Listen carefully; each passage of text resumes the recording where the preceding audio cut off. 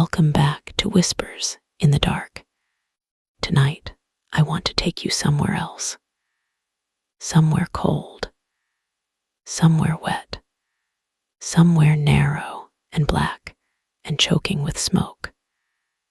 Somewhere the gas lamps hiss like angry insects, and the fog hangs so thick over the street that a man can disappear 3 steps in front of you and be gone as completely as if the night swallowed him whole. Tonight, we are walking into Whitechapel, not the Whitechapel of postcards or history books, not the version cleaned up by time and retold at a safe distance. This is Whitechapel as it was in the autumn of fear, a place of cramped lodgings, rotting timber, soot-stained brick, wet cobblestones, alleys too tight for sunlight, and faces carved hollow by hunger. Here the streets shine with sewage after rain. Here footsteps echo strangely between leaning buildings. Here the poor crowd into rooms no bigger than coffins and sleep with one eye open. Here the city pretends not to notice what it has abandoned. And here, if the stories are to be believed, something walked at night wearing the shape of a man. This is a story inspired by the dread that gathered around the figure history remembers as Jack the Ripper. But this is not a recitation of names and dates. This is a nightmare dressed in London fog. It is a tale of gaslight and whispers, of locked doors and unseen footsteps, of a killer who seemed less like a person than a curse that had settled over the East End. So settle in and listen carefully, because once the fog closes behind you, there may be no easy way back out. In the autumn of 1888, the city breathed through a throat of smoke. Every evening, the chimneys began their labor, pouring blackness into blackness, while factory whistles cried somewhere beyond the maze of roofs and steeples. The bells of churches rang over streets that stank of gin, horse muck, stale beer, fish brine, gutter water, and human desperation. In Whitechapel, the buildings leaned close together, as if conspiring. Laundry hung like surrender flags above courts, so cramped that strangers could shake hands from opposite windows. Rats moved boldly along the drains. Policemen walked their beats with lanterns that did little more than illuminate the wet shine of brick. Women with tired paint on their cheeks stood beneath lamps that turned their faces waxy and unreal. Men in caps and frayed coats drifted between pubs, lodging houses, and shadowed passages. Everyone was watching everyone else. No one ever saw enough. Alina Vale arrived there on a Thursday evening with a carpet bag in one hand and the address of a lodging house in the other. She was 27, narrow-shouldered, dark-eyed, and sharp enough to know when not to speak. Her hair was pinned tightly beneath a modest bonnet, though several curls had already escaped in the damp. She had come from a market town in Kent after the death of her father and the sale of the family house. London, she had been told, offered work to any woman who would lower her head and keep her hands moving. She had found temporary work mending linens for a shopkeeper near Spitalfields, but the wage barely covered bread, tea, and rent for a straw mattress in a room shared with 3 other women. Even so, she told herself she had escaped worse things. Grief, charity, the slow humiliation of being known as a burden in a place where everyone remembered who her father used to be. The lodging house stood in a narrow court off Dorset Street, where the walls sweated damp and the air held the greasy smell of cooking fat. The door was swollen in its frame and opened only after she put her shoulder into it. Inside, the passage was dim, the wallpaper peeled in strips, and the floorboards felt soft underfoot. Somewhere above, a child coughed with a terrible wet rattle. Somewhere below, laughter rose from a kitchen and cut off abruptly. Mrs. Harrow, who kept the house, looked Alina up and down with pale, suspicious eyes. She was a broad woman, thick at the waist, with a face like old dough and hands reddened from lye and hot water. She asked no questions about Alina's past, except whether she had cash in advance. When Alina set the coins on the table, Mrs. Harrow swept them into her apron pocket and jerked her head toward the stairs. "You'll be in the back room, second floor. Keep your things close. Keep your mouth shut. Bolt the door if you are in before dark." "Is it unsafe?" Alina asked. Mrs. Harrow stared at her, and for a moment the house seemed to hold its breath.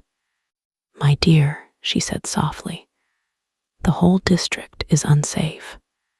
That first week, Alina learned Whitechapel by sound before she knew it by sight.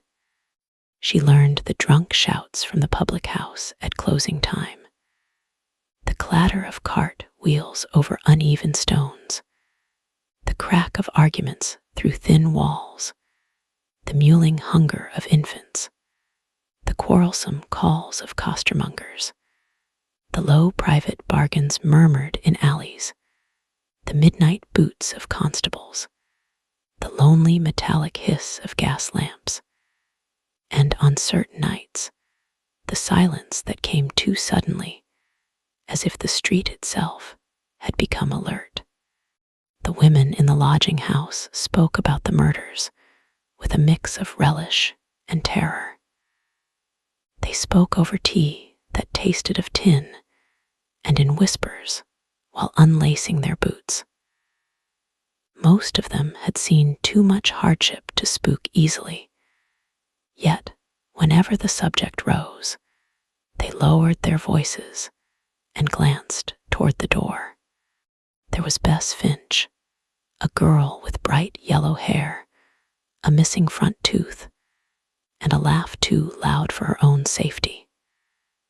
There was Martha Reeve, broad-faced and weary, whose skin had been roughened by years of weather and worry. There was Ruth Piper, the eldest, whose eyes were always red-rimmed and whose fingers shook unless she had drink. They talked of women found in courts and yards before dawn, of blood darkening the stones, of throats cut so deeply that the head seemed barely attached, of faces left still and blank beneath the rain, of rumors that parts of the body had been taken neatly with knowledge, of letters sent to newspapers by someone claiming responsibility, written in a cheerful hand, mocking the police, promising more. Each telling changed in the details, but the feeling remained the same. Not simple fear, something more intimate, something like violation. As if the night no longer belonged to those who had to walk in it. "He is not a butcher," Ruth said one night, cupping her mug in both hands. "A butcher hacks. This one is careful." Then a doctor, Bess whispered, half thrilled, half horrified. "Doctors have too much to lose," Martha muttered. "Maybe a gentleman," Bess said. Wouldn't that be the way of it? Nice gloves, nice hat, nice voice, and a knife under the coat. Mrs. Harrow, who was darning a sock by the stove, snorted without looking up. A gentleman can ruin you easier with a pen than a knife.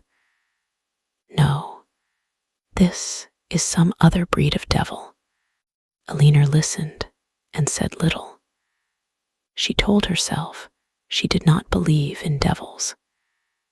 Yet, after those conversations, she found herself walking faster at dusk. She noticed men more carefully.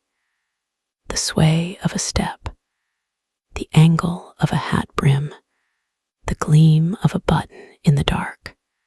One Sunday evening, she met Sarah. It had rained all afternoon, a patient freezing drizzle that turned the streets to shining slime. Alina had worked late at the shop and was taking a shorter route back through a passage lined with broken crates and heaps of cinders. Halfway through, she saw a woman sheltering beneath an archway, one shawl wrapped tight over her head and shoulders, a basket at her feet. The woman looked up with a face at once striking and worn. She had high cheekbones, dark brows, and eyes so gray they almost seemed colorless in the dim light. "Beg pardon," the woman said. "Would you know the hour?" Alina told her. "Then I have missed it," the woman said. And all for a loaf that turned out hard enough to break teeth. Something in the dry humor of it made Alina smile despite herself. The woman introduced herself as Sarah Keene. She lived in a rooming house near Hanbury Street and did sewing when she could get it. They walked together the rest of the way, picking carefully between puddles thick with horse filth. Sarah spoke little at first, but when she did it was with quick intelligence and a strange calm.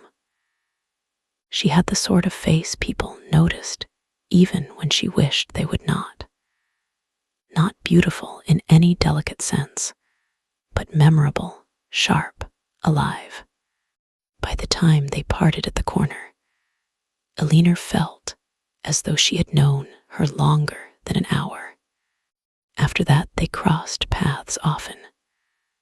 Whitechapel was small in the way a maze is small, forever folding people back upon one another. Sometimes they met at a bakery queue, sometimes in the market, once outside a pawnbroker's where Sarah had gone to reclaim a brooch that had belonged to her mother. Gradually, they became companions. Sarah had a careful manner, yet in Alina's company she eased. She spoke of having once been married to a clerk who drank himself into the grave, leaving debts and no comfort. She spoke of losing a child before its first winter. She spoke of the peculiar exhaustion of being poor among the poor, invisible, until someone wanted something from you. Alina told her less, but she listened. And sometimes, on evenings when the weather was kind enough to permit it, they walked together after work before returning to their respective beds. Those walks became precious. The streets could be hideous, but there were moments when London revealed another face. A music hall song drifting from an open window. A baker carrying trays of fresh rolls through dawn mist. The silver thread of moonlight caught in rainwater. The cathedral bells rolling over the roofs like waves. On those evenings, Sarah's expression softened, and Alina could almost imagine they were not trapped in a district feeding on itself. Yet fear remained. It threaded every conversation, every glance over the shoulder. More women died. The newspapers frothed. Crowds gathered wherever rumor pointed. Vigilance committees formed, men patrolling with cudgels and righteous fury. The police arrested one suspect after another and released them just as quickly. Every foreigner was watched. Every medical student was gossiped about. Every solitary man with a dark coat became worth remembering. And still, the killings continued. Alina never saw the aftermath with her own eyes, but she heard enough. The body found in a yard, laid out under the paling sky. The wounds so severe that hardened officers went pale. The sickly smell of fresh blood mingling with coal smoke and damp brick. The way women in the lodging houses touched their own throats unconsciously while talking. One night, Sarah arrived late to meet Alina and seemed different. Not frightened exactly, but distracted. Her gaze kept sliding away, following movements in the street. "Is someone troubling you?" Alina asked. Sarah hesitated. Perhaps, or perhaps I have frightened myself with nonsense. Tell me anyway. They stood beneath a lamp near Commercial Street. While people passed around them in blurs of black coats and steaming breath. "For 3 nights," Sarah said quietly, "I have seen the same man." "What man?" "I cannot tell you much, which is what makes it worse. He is tall. He wears dark clothes. He keeps his collar turned up. Once I thought I saw his face, but there was so much fog that I could only make out the pale of his skin and the shine on one eye. He has never spoken to me. I only notice that he is there, not near enough to accuse, not far enough to dismiss." Alina felt the cold climb her back. "Have you told anyone?" Sarah smiled faintly. "And say what?" "That a man walks the same streets I do. The police would laugh in my face. Or worse, they would say I invited the attention." "Then come back with me tonight," Alina said. "Stay at Harrow's. We can share the mattress." Sarah looked tempted, then glanced toward the dark east. "I cannot. I have things to collect. But thank you. You should not go alone. No woman should." They resumed walking, but Alina sensed Sarah retreating inward. At the corner where their ways parted, Alina caught her hand. "Promise me you will watch for him." Sarah squeezed back. Her fingers were ice cold. "I have been doing nothing else." That night, Alina lay awake listening to the house settle, and the wind pressed damp fingers at the window. In the next bed, Bess snored softly. Somewhere below, a drunk sang to himself in broken phrases. Alina thought of Sarah moving through those streets beneath the fog, of footsteps that kept pace without drawing close, of a face that could not be remembered because it had scarcely been seen. She slept at last near dawn and dreamed of narrow alleys clogged with darkness. In the dream, she heard breathing behind her, slow and steady. Whenever she turned, there was no one there, only a black, wet wall and the glimmer of gaslight on stones. But the breathing never stopped. The next day, Sarah did not appear at their usual meeting place. Alina waited 20 minutes in the market as carts rolled past and traitors shouted the day away. At first, she felt only irritation, then concern. By evening, concern had sharpened into dread. She tried the rooming house on Hanbury Street after dark. The woman who ran it, a pinched creature with a mole on her chin, told a leaner that Sarah had left before dawn and not returned. Did she say where she was going? No. Was she alone? The woman shrugged. When are any of them alone, really? A leaner stood in the street afterward with rain tapping at her bonnet brim and felt the district looming around her like a living thing. Men passed. Women passed. Laughter spilled from a gin shop and vanished. She wanted to search every alley. She wanted to hammer on every door. Instead, she went to the police station and described Sarah to a constable who looked as though he had not slept in 3 days. He wrote the name with visible reluctance. If she has gone missing, someone may have seen her, a leaner said. We'll make note, he replied in a voice flat with exhaustion. That is all. Madam, half the district goes missing for a night or two, and the other half turns up dead. For the first time, the constable looked directly at her. His face was gray beneath his stubble. Go home before full dark. She did not sleep at all that night. At dawn, the news began to move. It spread first as a whisper, then as a gathering tide. A woman, in Mitre Court, found by a carman on his way to the stables. People running to see. Police pushing them back. Blood on the stones. A shawl left in the street. Some said the face was unrecognizable. Some said the body had been opened. Some said there was no blood at all, as though the night had drank it. Elena ran until her lungs burned.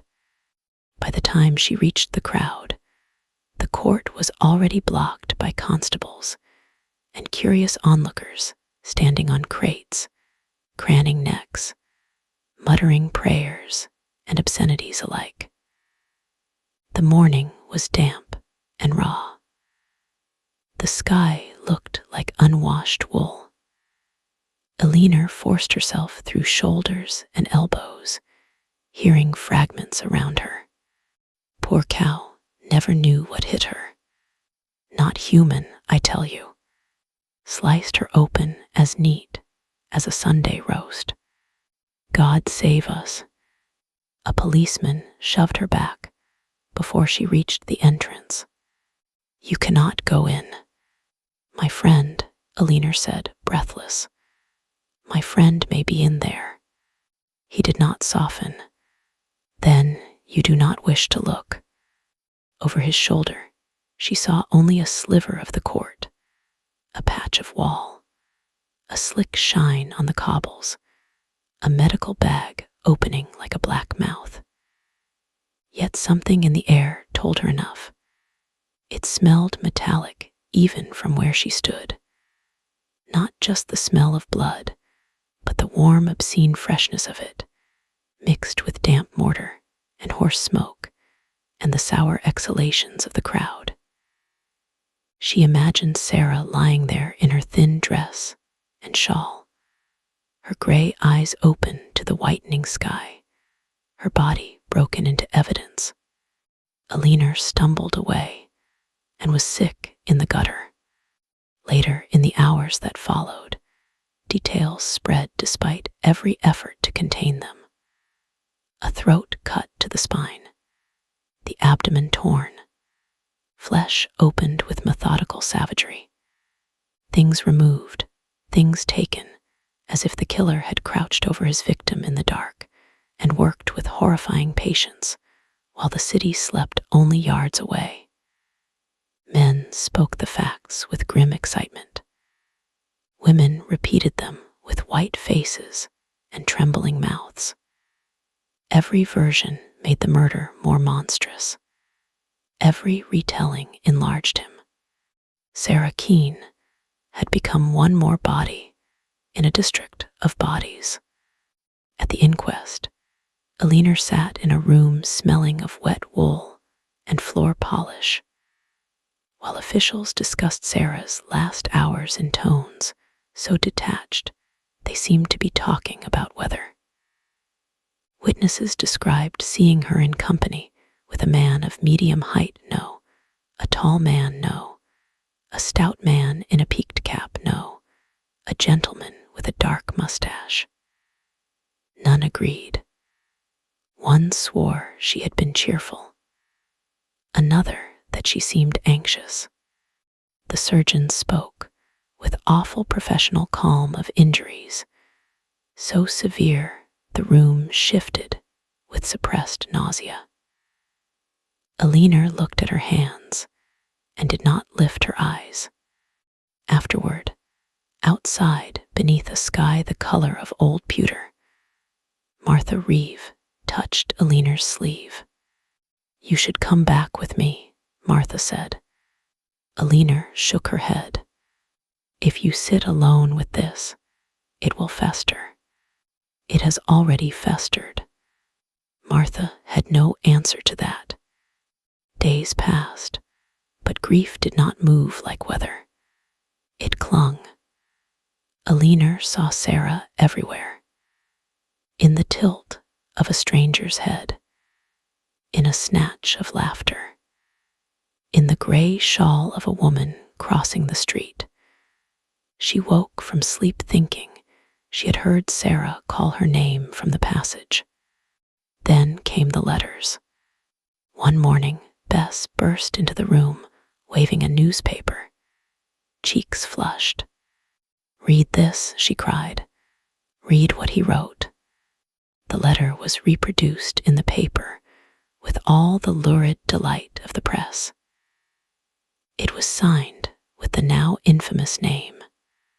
The writer boasted. He taunted. He promised further horrors. Whether genuine or hoax hardly mattered. The words themselves were sick with mockery. He wrote as if murder were a private joke between himself and the city. Alina read it once and wished she had not. Something in the tone disturbed her more than the violence.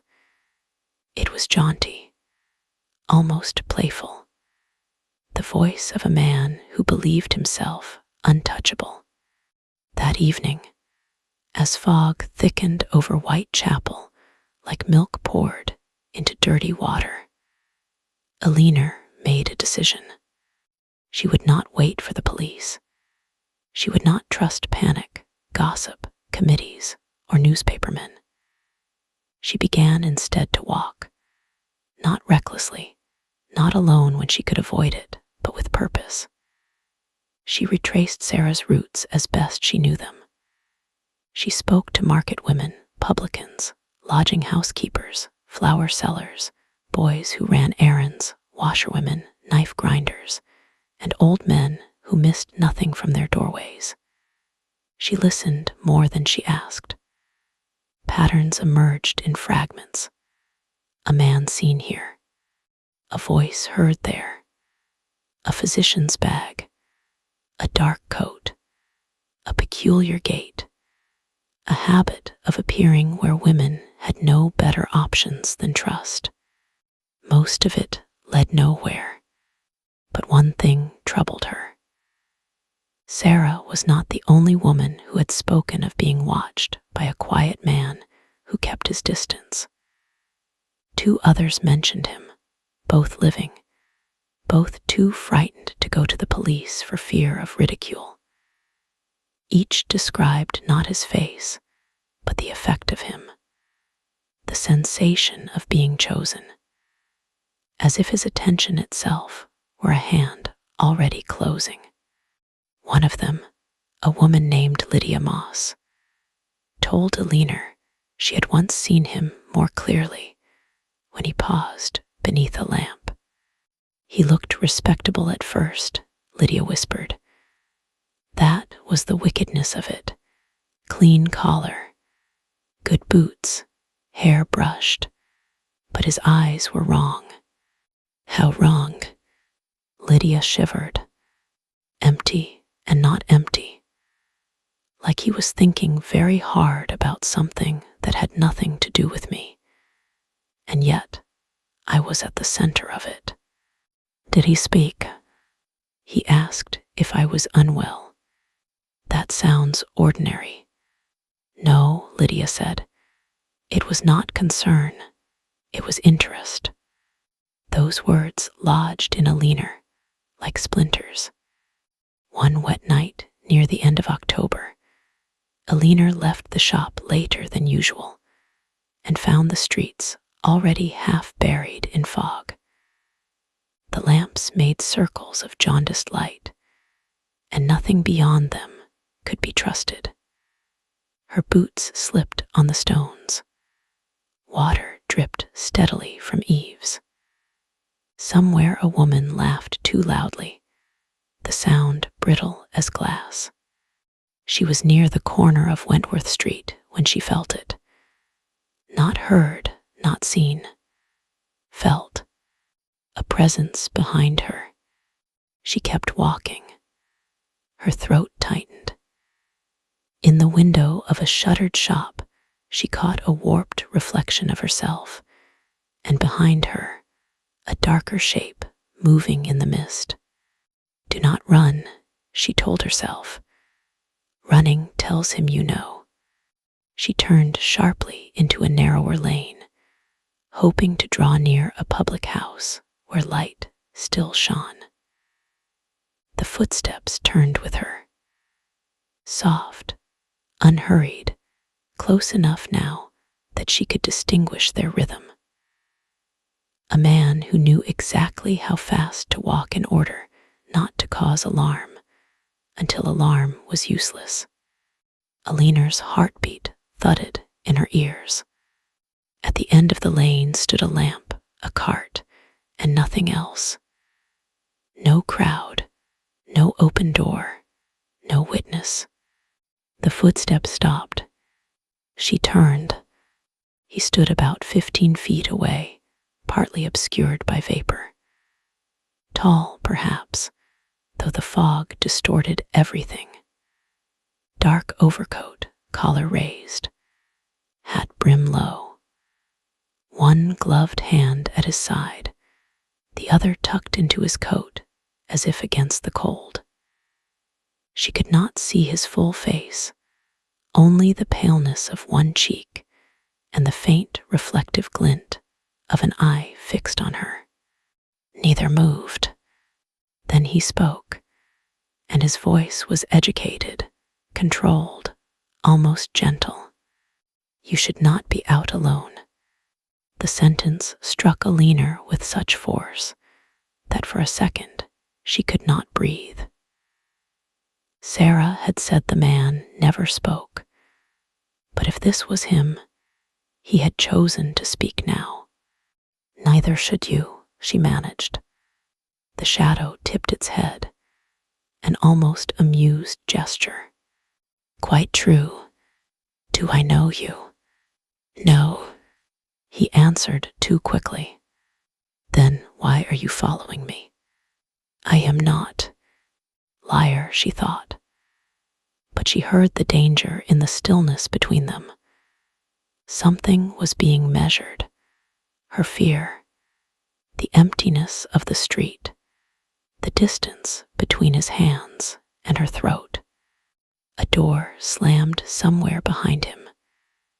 The sound shattered the moment. When Alina looked past the figure for the source, he stepped back once. Only once. Then another shape loomed from the fog, a delivery boy dragging a handcart. Alina seized the instant and hurried toward the noise, almost colliding with the boy in her haste. By the time she turned again, the man was gone. She reached Harrow's, shaking so badly she could scarcely fit the key in the lock. When she described him, the women crowded close around the kitchen table. The fire burned low. Shadows trembled on the walls. Bess clutched her own elbows hard enough to leave marks. "That was him," Bess whispered. "It must have been." Mrs. Harrow's mouth had gone thin. "Did you see his face?" "No." "Would you know him again?" Alina thought of the pale cheek, the glinting eye, the smooth voice. "I would know the feeling of him." No one laughed. The police took her statement with the same tired reserve they offered everything else. Another man in a dark coat. Another impossible shape in the fog. Another frightened woman. Yet, privately, Alina sensed the constable believed her more than he wished to.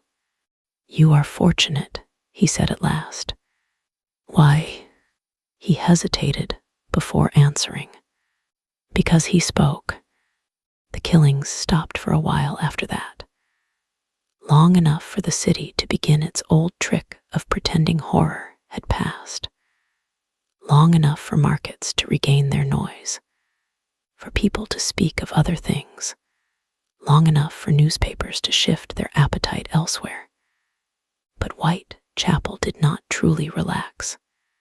Fear had settled too deep in its foundations. Even without fresh blood on the stones, everyone knew the absence might mean nothing. Predators slept. They traveled. They changed shape. Winter came on. The mornings were iron cold. Frost crept over windows in feathery white veins. Alina continued to work, to eat, to sleep, to endure. Sarah remained dead in the center of her thoughts. Some nights she imagined the final minutes with unbearable clarity. Sarah pausing beneath a lamp. Sarah noticing the man too late. Sarah turning to speak, perhaps out of politeness, perhaps because every woman in Whitechapel was forced to gamble on strangers. The knife flashing once. The impossible heat of blood in freezing air. The fall. The darkness kneeling over her, cutting, opening, searching. Alina tried not to imagine these things, but the mind is a cruel servant. It fills what history withholds. In December, Mrs. Harrow took in a new lodger, a clerk called Mr. Bellamy. He was in his 40s, well-spoken, clean-shaven, with careful hands and an appearance too neat for the house. He rented a small attic room and kept irregular hours. The women disliked him at once without being able to say why. He was always courteous, always paid on time, never drank to excess, never leered, never raised his voice. Yet he moved through the house with the detached precision of someone observing specimens. Once Alina found him standing in the kitchen alone at dawn, looking down at a butcher's knife left on the table. He smiled when he saw her. "Forgive me," he said. "I was admiring the edge." There was nothing improper in the words. But Alina's skin crawled. After that she watched him. She noticed his boots were exceptionally good leather despite his modest means. She noticed mud on the cuffs of his trousers at strange hours. She noticed a faint medicinal smell clinging to his coat, not strong enough for a doctor, but present. She noticed, too, that he asked questions, casual questions, where women worked, which streets they used, when the police changed shifts, how late the market stayed busy in bad weather. He asked as if making conversation. Yet every answer felt weighed. One evening, Alina returned early and heard movement from the attic room. The door was not fully latched. Through the thin gap, she saw Bellamy seated at the small table with papers spread before him. He was writing. His posture was hunched, intensely focused. Beside his hand lay something wrapped in cloth. He unfolded it with extraordinary tenderness. A knife. Even in the dimness, she saw how clean it gleamed. Bellamy lifted it, tested the edge with his thumb, and smiled to himself. Not broadly, not madly, a minute, private smile of satisfaction. Alina backed away without a sound. She went straight to Mrs. Harrow. Together they summoned a constable from the end of the street. Bellamy answered the knock with composure and allowed them into the room. By then the knife was gone.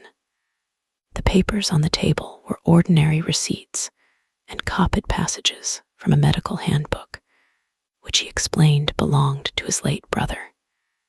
He was, he said, studying for apothecary work.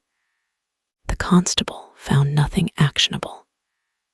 Bellamy appeared mildly offended, never angry. When the search ended, he looked at Alina with puzzled gentleness. "You seemed frightened of me, Miss Vale," he said. She said nothing. Fear is a contagious disease in this district. The constable left. Bellamy remained. For the next 2 days, he was gone. Then, on the third night, Alina woke to a sound in the passage. Not a knock, not a step, a scrape. The room was black, except for the faint gray seam around the curtains. Bess slept in the other bed, face turned to the wall. Alina held still, every sense straining. Another scrape, closer now, as if metal touching would very softly. The latch. Someone was working at the latch. Alina slid her hand under the pillow, where she kept a small pair of sewing shears. Useless against a determined man, but better than bare fingers.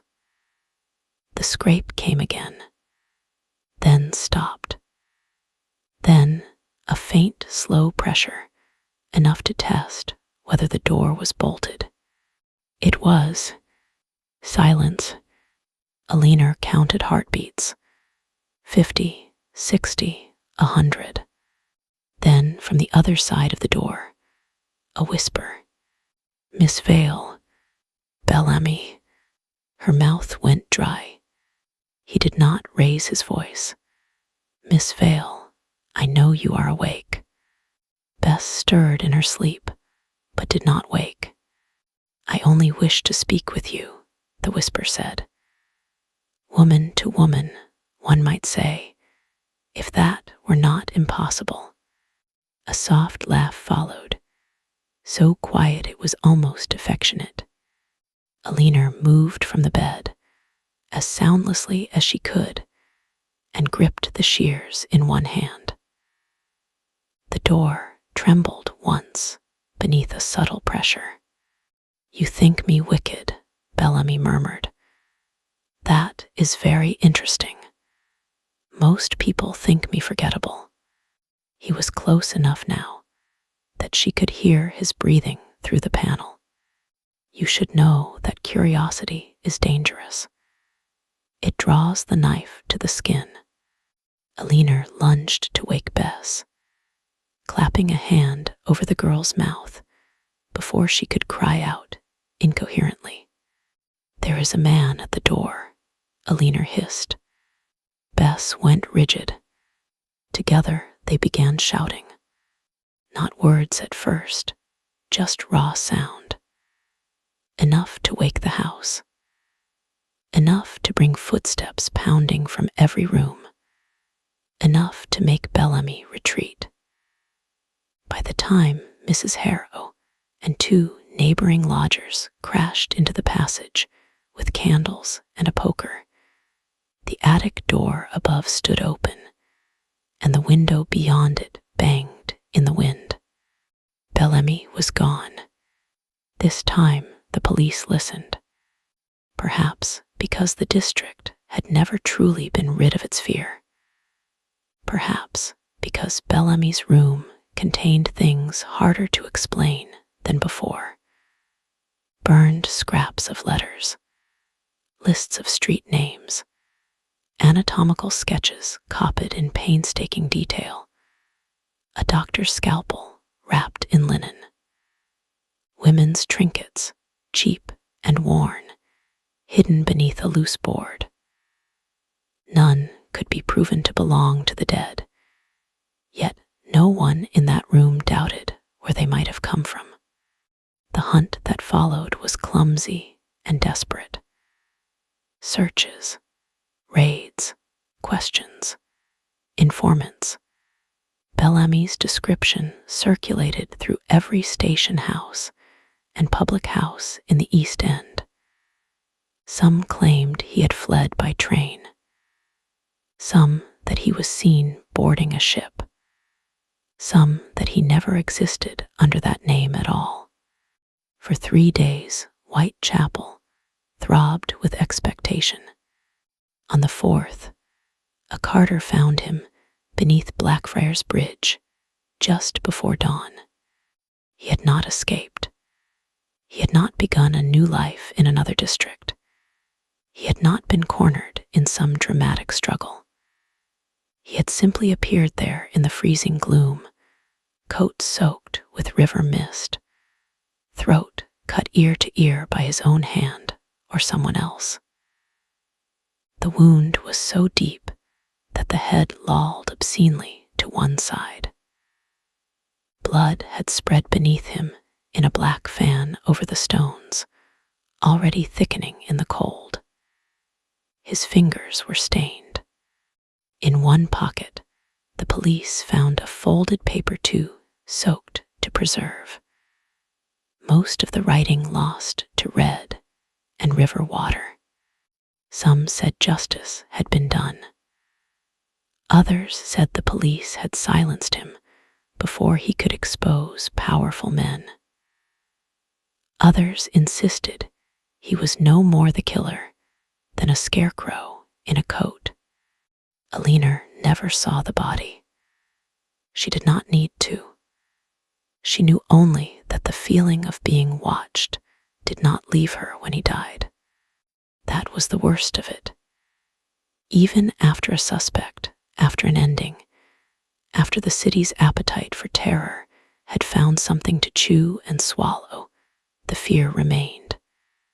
Because Bellamy might have been the man, or might not, because the dead do not point, because a killer who moved like fog could become anyone in memory, a clerk, a doctor, a laborer, a gentleman, a foreigner, a neighbor upstairs, a voice behind a door. Years later, when Alina was an older woman living far from Whitechapel, she still woke certain nights to the sensation of a soft pressure on wood and the whisper of her name. She married once and was widowed once. She raised no children. She kept her home meticulously clean and her doors bolted before sunset. She never liked fog. She never liked courteous men she did not know. She spoke of Sarah rarely, but she carried her always. In winter, when the air turned metallic and the world outside her windows disappeared into white vapor, she would sit by the fire with her sewing idle in her lap and remember the streets of the East End, the glistening stones, the gas lamps drowned in mist, the women waiting under doorways with cold hands tucked beneath shawls. the sense that evil there was not dramatic, not horned, not supernatural, but intimate, human, clever, patient, wearing polished boots and speaking gently. Sometimes she asked herself what frightened her most, the murders themselves, or the ordinariness that must have surrounded them. The killer had to eat somewhere, sleep somewhere, wash blood from cuffs in some basin, nod to neighbors, pass as a man among men. Perhaps he even grieved publicly. Perhaps he read the newspapers and smiled. Perhaps he enjoyed music halls. Perhaps he held doors for women. Perhaps he was pitied by those who knew him. That thought chilled her more than all the rest. For what is more horrifying than the truth that monsters do not always look monstrous? They seldom announce themselves.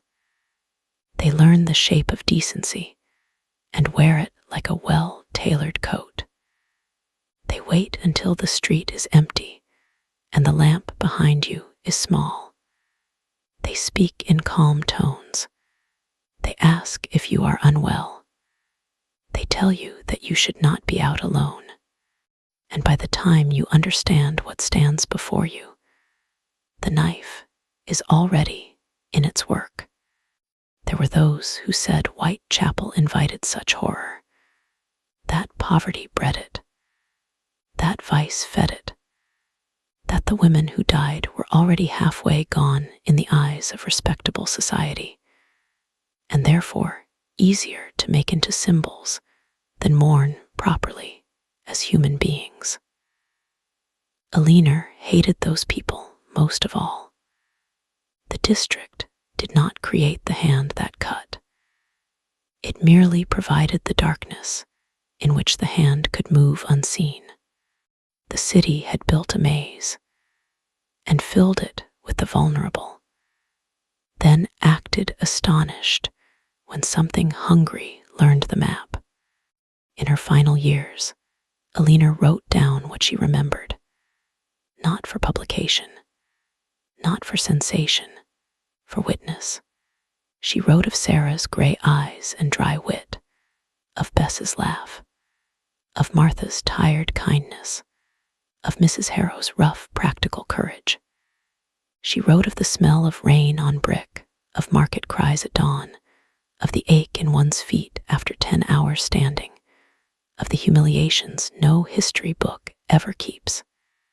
She wrote, too, of fear, how it seeped into the bones, how it changed the way women walked, how every footstep behind them became a possible last sound.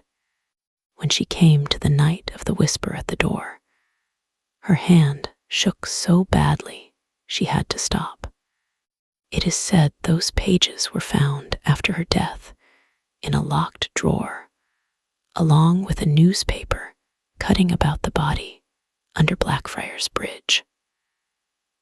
On the margin of the article, in Alina's narrow hand, someone had written one sentence. I still do not know if he was the one. That sentence is the true end of the story. Not the corpse by the river, not the suspect in the attic, not the letters, the crowds, the headlines, or the endless theories. The true horror is uncertainty. The true horror is that history leaves some doors closed, and from behind them you can still hear breathing. Somewhere in the gap between what happened and what can be proved, the figure remains. Hat brim low, collar turned up, face hidden by weather and time, waiting in the gaslight. And perhaps that is why the legend endures. Because in every city, there are streets people cross faster after dark. In every age, there are women who calculate danger as naturally as breathing. In every generation, there are monsters who count on being underestimated, misidentified, or never seen clearly at all. The names change, the knives change, the fog changes, the hunger does not. So when you leave this story tonight, do not leave Whitechapel behind too quickly. Think instead of the silence that follows footsteps. Think of the stranger whose voice is too calm. Think of how thin a door can feel at 3 in the morning. Think of the old districts beneath modern streets, the buried alleys, the forgotten rooms, the places where suffering once soaked so deeply into the walls that perhaps, even now, the bricks remember. And if you ever find yourself walking alone through a sleeping city, while mist gathers under the lamps, and the world shrinks to the circle of your own footsteps, do not turn too late when you feel someone behind you, because some stories do not end. They only learn to wait. Thank you for listening. If you made it all the way to the end, please subscribe and like the video for more.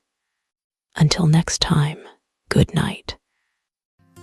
Whispers of a love so true, painting dreams of me and you. And I'll hold you close in this moment.